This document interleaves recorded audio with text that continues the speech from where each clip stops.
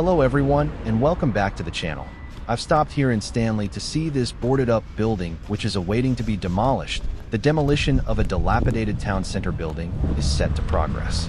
An application to demolish the entire Stanley Board School has been submitted to Durham County Council in a bid to redevelop the Front Street site.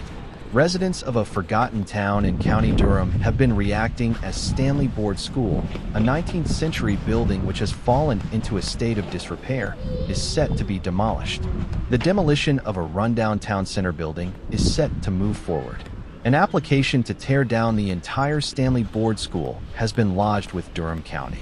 Stanley scored a disappointingly low 3 on the appearance of shop fronts, with several boarded up and left to ruin or hidden by metal roller blinds. Stanley Civic Hall is up for sale after Durham County Council regained full control of the town center site earlier this year.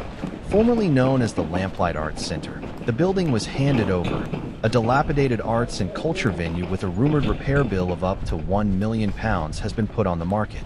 The town council's legacy of managing the site has been blamed on its deteriorating condition, and earlier this year, the joint administration running Durham County Council, made up of conservative, liberal Democrat, and independent members, launched a scathing attack on the labor-run Stanley Town Council for the state of the building.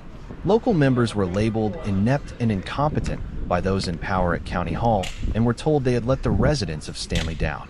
Following further surveys of the building's condition, Councillor James Rowlandson warned the damage could be worse than first thought.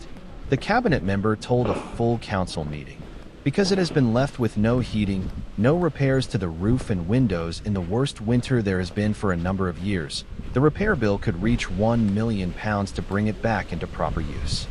Yet, the Labour Party accused the council of prioritizing other projects over repairing existing cultural assets and worry the town could lose the venue after it is sold.